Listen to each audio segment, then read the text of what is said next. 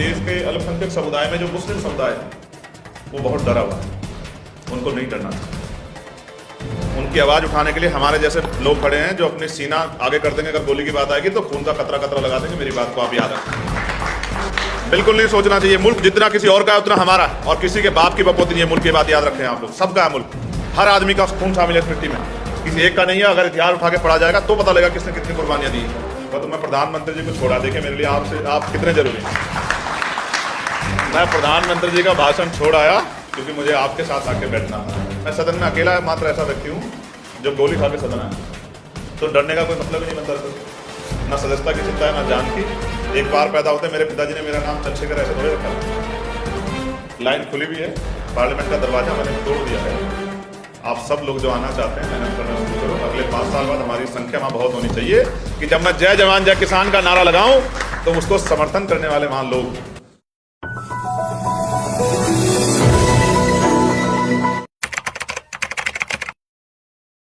एक साथी मुझसे पहले जो वक्ता बोल रहे थे वो कह रहे थे कि मैं छात्र संघ चुनाव पे भी, तो मैं अकेला व्यक्ति हूँ जो पिछले 2 महीने से लगातार छात्र संघ चुनाव पे बोल रहा हूँ कि छात्र संघ चुनाव बहाल होने चाहिए, क्योंकि मैं छात्र संघ चुनाव की अहमियत समझता हूँ।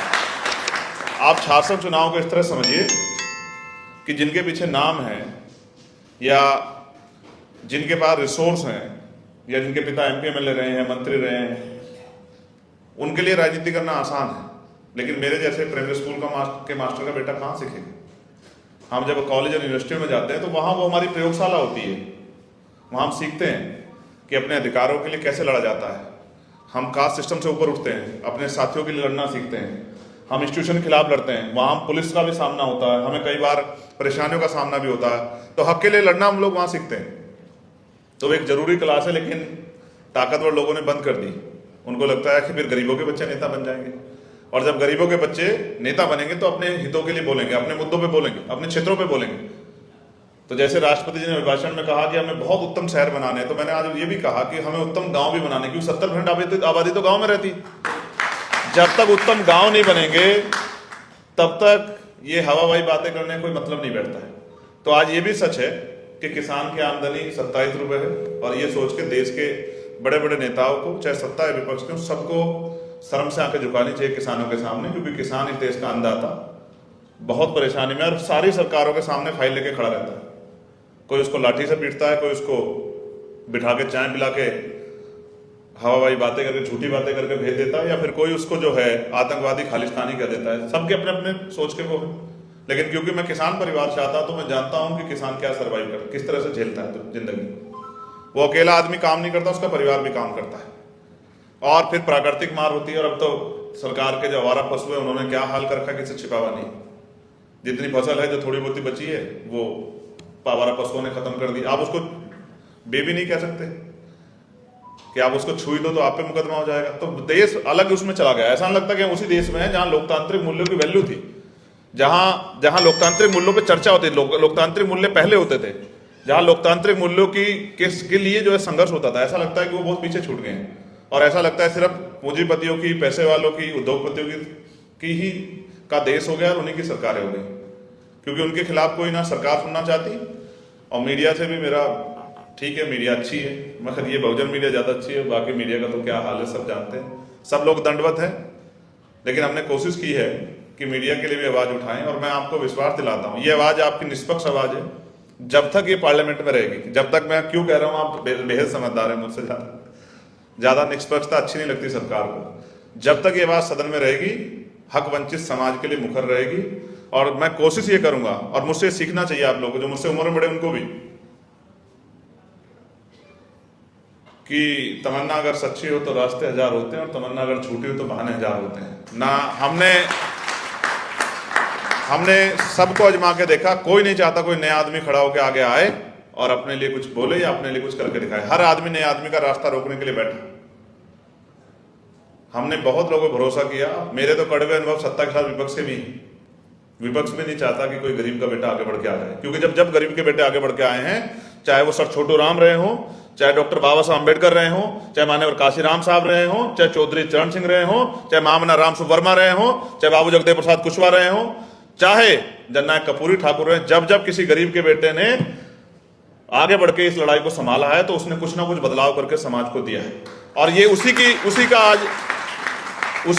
उन्हीं के संघर्षों को और उन्हीं के जो द्वारा किए गए परिवर्तन है उसकी वजह से मेरे जैसे लोग भी पार्लियामेंट आ रहे हैं। लेकिन मैं विश्वास करके कहता हूं, मेहनत कीजिए, मेहनत का कोई तोड़ नहीं है।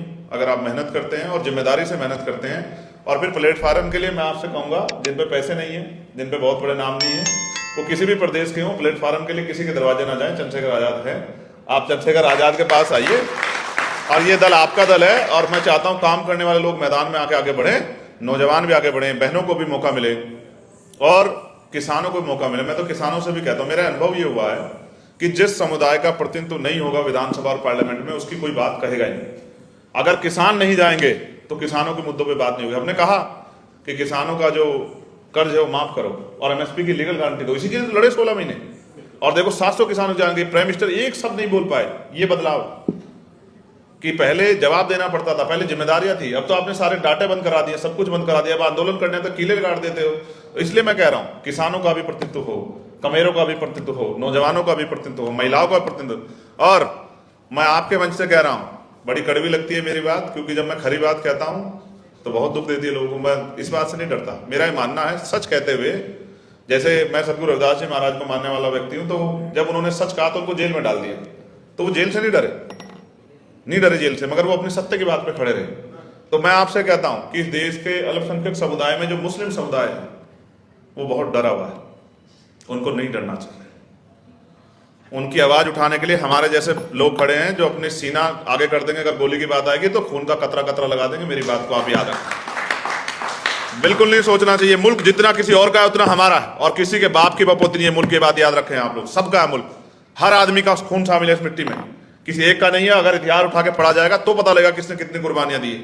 तो इसलिए आपसे कह रहा हूं, अपने मुल्क में अपने आप को अकेला मत समझो। हमारे जैसे बहुत सारे लोग हैं जो इस देश के संविधान से प्यार करते हैं, जो जिस देश की एकता से प्यार करते हैं। वो पहले आजादी से पहले भी लड़ते रहे और आजादी के बाद आज भी लड़ रहे हैं। मगर 75 साल बाद भी अगर महिलाओं पे शोषण होता है, मणिपुर जैसी घटना होती है, पहलवान बेटियों को कुचला जाता है, उनके सम्मान को नोचा जाता है, उनको पैरों से जूतों से कुचला जाता है, उनको खींचा जाता है, तो मेरे जैसे व्यक्ति का चुप बैठना वो उतना ही शर्मनाक है जितना जो लोग उस खेमे में बैठ के चुप हैं वो भी उनके बिल्कुल बराबर हो जाता है अगर वो चुप्पी थाम के बैठा जो अपने आप को बहनों का भाई कहने की हिम्मत रखता है। ये उससे भी बड़ा विद्रोह, क्योंकि अन्याय करने वाले से अन्याय सहने वाला ज्यादा दोषी होता है। तो हम तो अपनी ड्यूटी को अदा कर रहे हैं और हमने की, और उसकी कीमत भी चुकाई कि हमें 4 गोली खानी पड़ी। मैं सदन में अकेला मात्र ऐसा व्यक्ति हूं जो गोली खा के सदन आया, तो डरने का कोई मतलब ही नहीं बनता सर। ना सदस्यता की चिंता है, ना जान की। एक बार पैदा होते मेरे पिताजी ने मेरा नाम चंद्रशेखर ऐसे थोड़े रखा था। जब तो मैं छोटा था, मुझे जब होश भी नहीं था जब उन्होंने मेरा नाम चंद्रशेखर रखा, ऐसे नहीं रखा। मेरे पिताजी ने मेरे भाई का नाम भगत सिंह ऐसे नहीं रखा। वो देश के लिए बलिदान देने वाले क्रांतिकारियों से प्यार करते थे। उनको आशा विश्वास था कि उनकी आने वाली नस्लें इस काम को आगे बढ़ाएंगी। आज मैं अपने पिता के सपनों को पूरा कर रहा हूं और देश में रहने वाले हक वंचित समाज के लोगों के भी सपनों के लिए भी संघर्ष कर रहा हूं। और मैं फिर कह रहा हूं, लाइन खुली भी है, पार्लियामेंट का दरवाजा मैंने तोड़ दिया है। आप सब लोग जो आना चाहते हैं मेहनत करना शुरू करो। अगले 5 साल बाद हमारी संख्या वहां बहुत होनी चाहिए कि जब मैं जय जवान जय किसान का नारा लगाऊं तो उसको समर्थन करने वाले वहां लोग हों। इसलिए मैं पुनः, चाहे वो अग्निवीर का विषय हो या और कोई विषय हो, हर मुद्दे पे हम लोग, और सबसे बड़ी लड़ाई अब हम लड़ेंगे मंडल कमीशन पे, कि मंडल कमीशन की 38 की 38 सिफारिश से लागू होनी चाहिए और जातिवार जनगणना होनी चाहिए। क्योंकि जब तक जातिवार जनगणना नहीं होगी तब तक पता ही नहीं लगेगा कि किसका हिस्सा कौन खा रहा है। और हमें जो आपस में लड़ाया जा रहा है वो लड़ाई तभी बंद होगी जब ये धूंध हटेगी कि हमारी इस हालत का जिम्मेदार 70 साल बाद भी कौन है। तो मैं पुनः, क्योंकि समय की आज कमी है, और मैंने रोहित भाई से और प्रशांत से वादा किया था, भाई साहब से, शाह साहब से भी, कि मैं कोशिश करूंगा। तो मैं प्रधानमंत्री जी को छोड़ा, देखे मेरे लिए आप कितने जरूरी हैं। मैं प्रधानमंत्री जी का भाषण छोड़ आया क्योंकि मुझे आपके साथ आके बैठना था। और मैं फिर कहता हूं, मेरा भरोसा है कि आप ही हैं जो प्रधानमंत्री बनाते हैं।